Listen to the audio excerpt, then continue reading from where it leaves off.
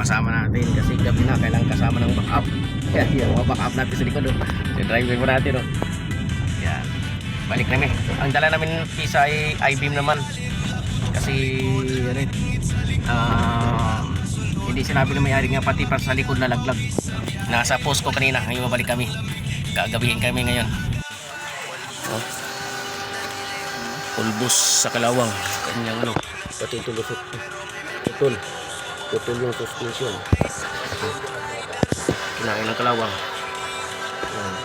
Ito yung problema kayo doon pag wala hindi ginagamit yung sasakyan. Na-undercoat pa to. Pero pud-pud pa rin. Dito sa likod. Kubos din yung I-beam nya. Kubos yung I-beam. Tabingi.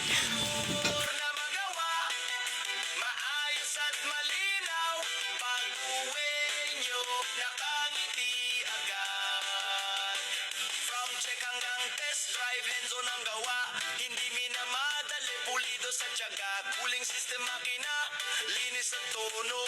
Bawat problema may sagot na sigurado. Delay hatak, hanapin ang ugat.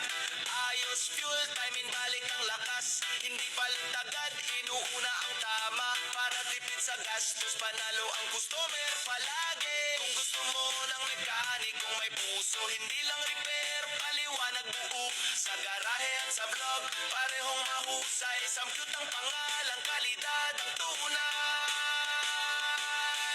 Kalampag, nagutok lang init. Maingay na makina, tapusin natin. Walang aircon, walang hatak maniyan. Kay Samkyut Riders, ninyo lang dadalhin. Sure na magawa, maayos at malinaw. Uuwi kayong nakangiti agad. Hindi lang ayos, may aral at kwento. Para sa driver at rider, lahat kontento. Sa bawat vlog may tips na baon. Iwas sira, iwas gastos, panalo yun. Samkyut Riders Vlog, ayos na ayos. Bios mechanic na solid, walang sablay, walang loss, walang hatak, delay hatak. Balik arangkada agad sa galing at sipag. Biyahe mo'y panatag. Kay Samkyut Riders, ninyo lang dadalhin. Sure na magawa ng maayos. Uuwi kayong nakangiti.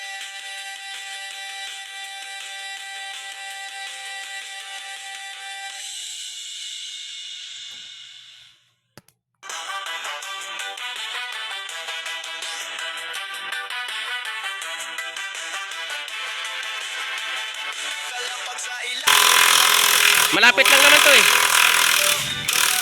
Yan mo na pati I-beam. pinapawis sa biyahe. Walang aircon, ang lamig, init ang gagapay. Angat na. Sa arangkada, delay hatak pa. Bawat hapon sa siling niya, tubiting ng sipa. Pero may mekanikong subok at totoo. Kay Samkyut Sabitan natin. Naka-undercoat na lahat yan. Sinabit natin. tamang diagnosis. Bawat tornilyo may tamang proseso. Naka-undercoat na. Suspension na lang natin. Matay dun Putol yan. Putol. Kaya palit tayo buong yan.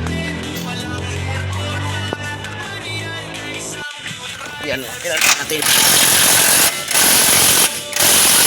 Na-undercoat na natin yan. May problema pa kami mga idol I-beam. Yung I-beam nya putol I-beam putol.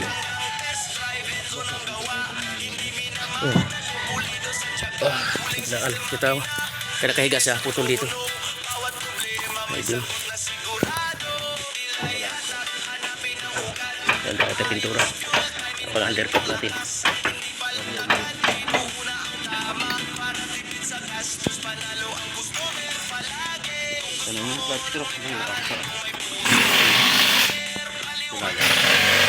Hindi pa ito ng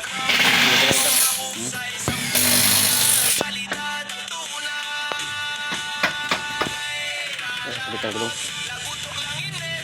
Nagpipreso ka. Yan, para sa stabilizer. Sipan kung bakit siya dumikit. Dumikit yung itong gulong dito sa shock. I-beam.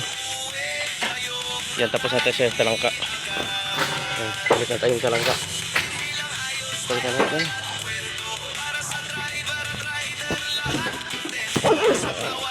Hindi makita yan. Kung bakit siya humiga. Ha? Kung bakit siya humiga.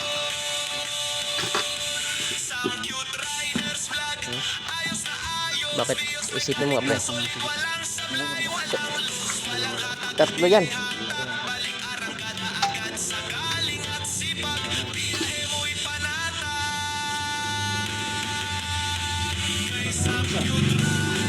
Nandun sa mo, kotse. Alas kabila. Dito, sa gilid. Nag-iisip ako kung bakit siya dumikit dito. Ako ha. Oh, sige. Tatanggal ano? Ano yan? Ito mga kaidol, ka pala tumagilid siya. Naputol pala yung ano ng shock. Yan ang naisip ko, bakit siya tumagilid? Putol pala yung ano. Yun. Putol to siya. Tingnan, ito yung naputol. Nagkagaliporma yun. Naputol siya kaya tumagilid. Grabe ka na. Kaya nag-isip ko, paano siya tumagilid yun pala? Yung kabitan mismo ng shock. Ang na... Ay, bumaba. Ano to? Naka-jack eh. Ha? Naka-jack. Ah, nakagak ko lang. Galing ba? Ha? Sa baba na natin tagalin ni Bearing. Oo, sa baba na. Para dito mahirap. Para ipakin natin. Uy.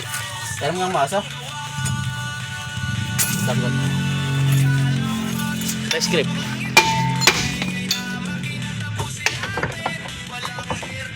Kaya pala. Sa kakaisip ko, ito pala. Natanggal. Kaya sumabit siya dito. Vice grip. Vice. Disc ka vice grip.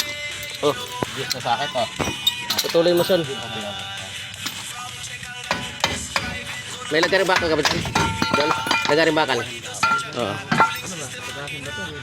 Hindi, Pinatagas ko na pre. wala tayong block coil. Nilagay mo ng ano? Ha? Meron pa. Wala. Lagay mo ba yun? May script.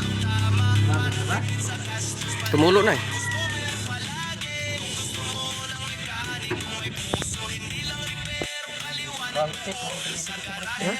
Hindi daw.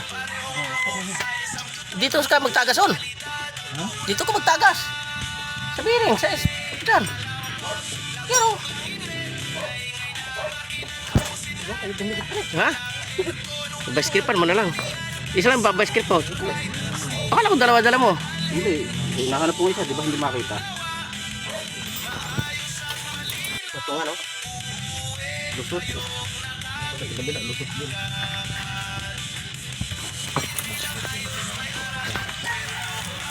Naubos. Dito, wala na eh. Tinusok lang, nalaglag na eh. Yan. Grabe.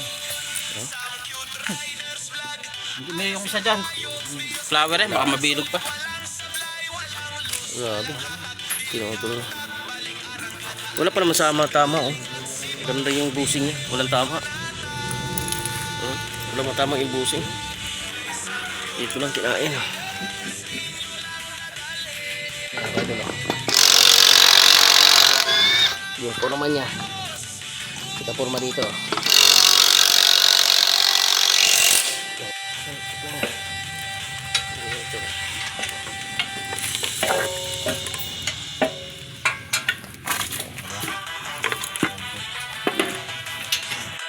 Tinira na natin ng pang undercoat na pintura para hindi kakalawangin.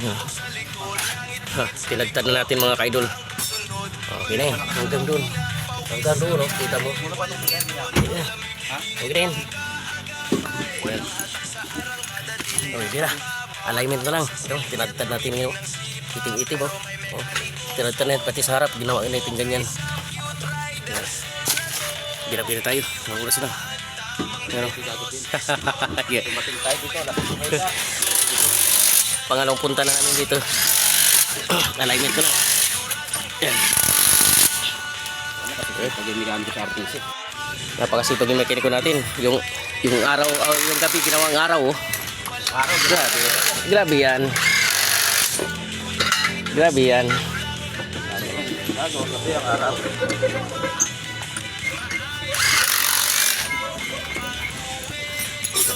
Alignment. Kita. Yan alignment na lang. Angat ba yan? Baba to. Hindi, yung angat natin sa harap. Yung harap nakikita ba? Ito yung damage sa mga kaidol nung nalaglag yung yung ilalim nito sa harap. Yung damage, buti mabagal. Hindi, mabilis siya siguro. Safety pa rin. Kahit ito na sinapit to. Naka-undercoat na rin yan. Naka-pintura na rin yung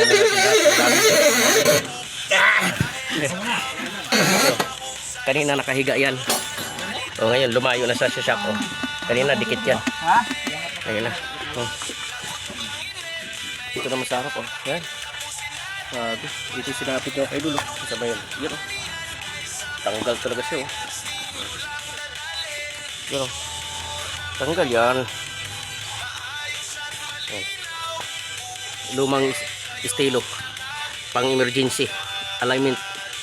May tali. Alignment yan. Alignment. Pero wala natin ginalaw ito. Binalik lang natin. Kaso nawala sa align siya. Oh. Hindi sila nakalapat. Oh. Pagdating dito lapat.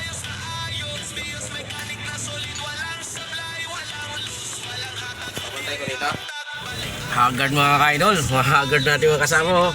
Uwi na kami. Tapos na lang ginawa namin. Ang daming sira talaga. Yun o. Mga haggard na mga kasama namin. Oh. Haggard.